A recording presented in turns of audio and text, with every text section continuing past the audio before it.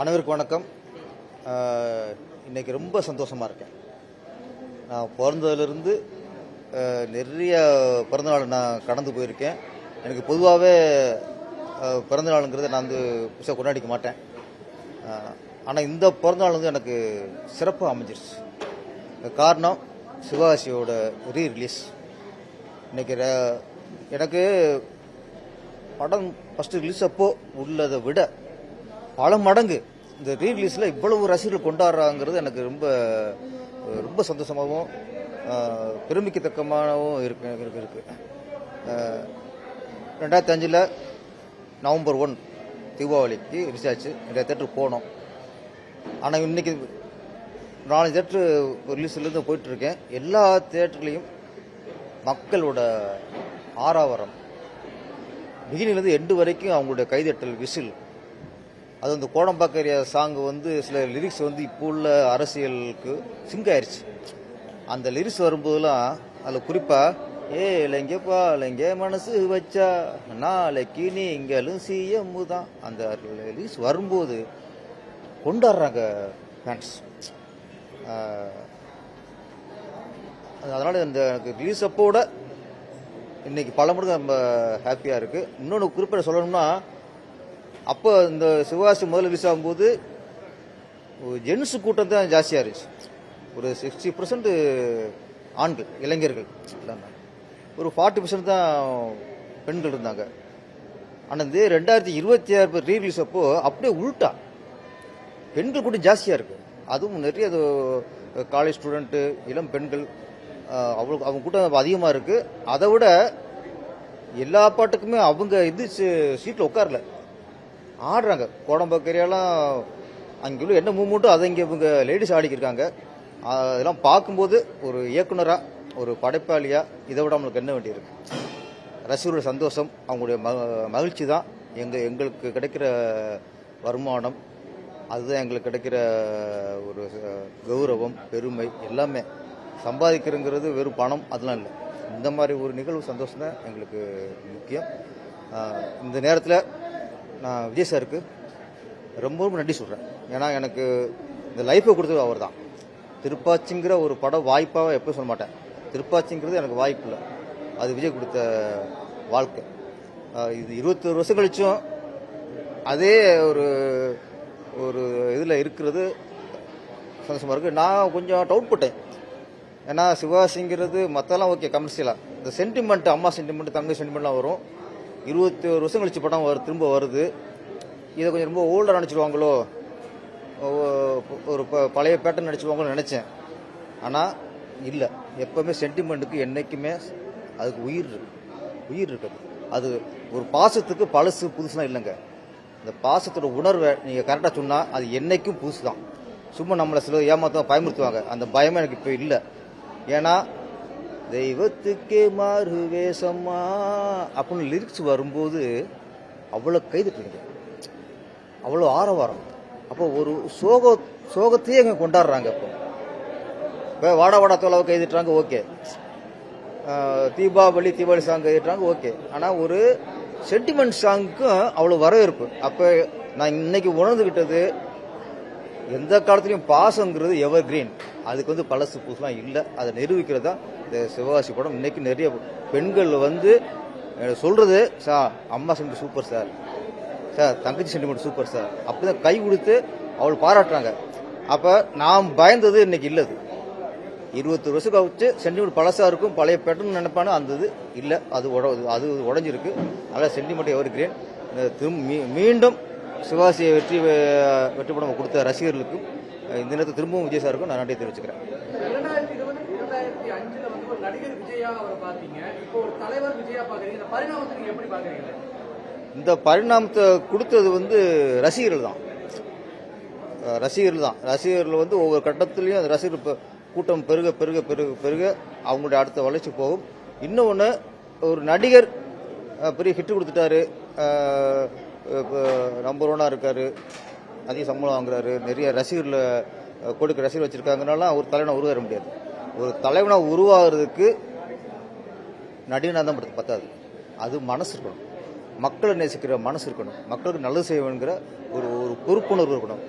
அது வரும்பொழுது தான் ஒரு நடிகரை வந்து தலைவராக வர முடியும். ஆசை இருக்கலாம், நிறைய பேருக்கு, நிறைய நடிகர்களுக்கும் ஆசை இருக்கலாம். நம்மளும் அரசியல் கட்சி ஆரம்பிக்கலாம், நம்மளும் தலைவராகலாம், நம்மளும் சிஎம் ஆகலாம்னு எல்லாருக்கும் ஆசை இருக்கணும். அதை மக்கள் ஒத்துக்கணும். நம்ம மட்டும் ஆசைப்பட்டு பத்தாது. அந்த ஆசை மக்களுக்கு இருக்கணும், அவங்க ரசிகர்களுக்கு இருக்கணும். அப்போ ஒரு நடிகர் ரசிகர்களுக்கும் மக்களுக்கும் இவரை தலைவராக கொண்டாடணும், இவரை பதவி கொண்டு வரணும் ஆசை வந்து அவங்களுக்கு இருந்தால் தான் அது வெற்றி அடைய முடியும். அந்த சூழலில் இன்னைக்கு விஜய் சார் வந்து இன்னைக்கு அவர் ஆசைக்கோ அவர் அடுத்தது ஒரு பதவிக்கோ போகிறத விட அவரை மேலத்துக்கு வைக்கிற ஆசையும் பொறுப்பு இன்னைக்கு ரசிகர்களுக்கு வந்திருக்குது உணர முடியுது. சார், அதே போல கோடம்பாக்கி வரி பாடல் நீங்க எழுதிருக்கீங்க. குறிப்பா அந்த வரி வந்து இன்னைக்கு இருக்கக்கூடிய சூழல்ல மிகவும் பொருத்தமா இருக்கு. அது எப்படி அது உருவாச்சு, அந்த வரிகள் எப்படி இங்க பேச பண்ணீங்க? இல்ல அது வந்து சிவாஜி படத்தில் அந்த சிச்சுவேஷன் எழுதின சாங். அது ஃபியூச்சர்ல இருந்து விஜய் சார் கட்சி ஆரம்பிப்பார். அவர் இந்த அளவுக்கு ஒரு பெரிய இரண்டு கட்சியோட மோதி சரிசமமாக அவங்களுக்கு டஃப் கொடுப்பார்லாம் அப்போ நாங்கள் நினைக்கல. அப்போது அந்த கதை சிச்சுவேஷன். அப்போ ஒரு நடிகை வந்து பிரச்சாரத்துக்கு பாட்டு போடுறாங்க, அந்த சிச்சுவேஷன் எழுத சாங் தான் இது. ஆனால் அதுலேயும் வெறும் சிச்சுவேஷன் இல்லாமல் நடைமுறை உண்மையும் நான் அதில் எழுதினேன்.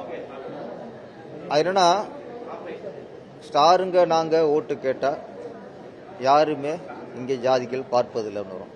ஸ்டாருங்க நாங்களும் ஓட்டு கேட்டால் யாருமே ஜாதி தான் பார்ப்பதில்லை. அது ஒரு மிகப்பெரிய உண்மை.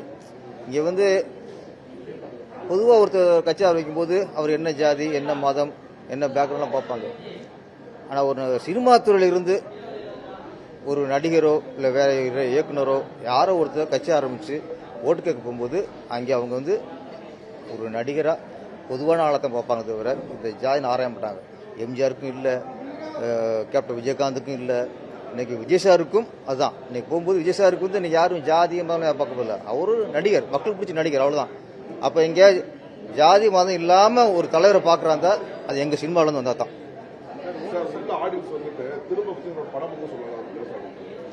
நிறைய பேர் தான் சார் இதே மாதிரி திருப்பி ஒரு மாசா பண்ணுங்கிறாரு.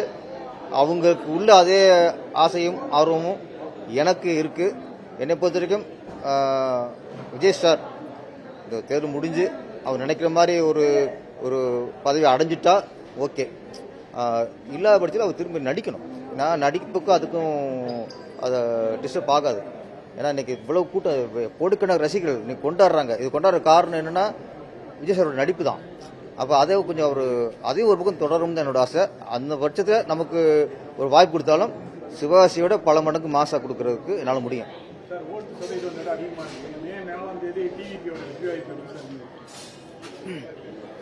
சார் விஜய் சார் கட்சி ஆரம்பிச்சு இந்த எலெக்ஷன் நின்னதில் ஒரு மாற்றம் அது கன்ஃபார்ம், அந்த சரியான மாற்றமாக வந்திருக்கு, ஆரோக்கியமான மாற்றமாக வந்திருக்கு. அது என்ன மாற்றம்னா, இந்த இளைஞர்களுக்கிடையில இளைஞருக்குள்ள இன்னைக்கு அரசியல் ஆர்வம் வந்துருச்சு. அரசியலை பற்றி அவங்க ஆராய்ச்சி பண்ணுற ஒரு அறிவு அவங்களுக்கு வந்திருக்கு. இதுக்கு முன்னாடி காலேஜ் ஸ்டூடெண்டாகட்டும் இளைஞர்களாகட்டும் அரசியல் ஈடுபாடு இருக்காது. யார் வந்தான்னா யார் போனான்னா அப்படிங்கிறதா இருக்கும்.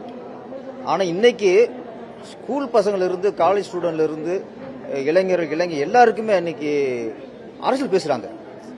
எல்லாருமே சார் அடுத்து எப்படி சார் விஜய் சார் ஓட்டு சதவீதம் எப்படி. இப்போ இன்னைக்கு திமுக பற்றி தெரியுது மக்களுக்கு,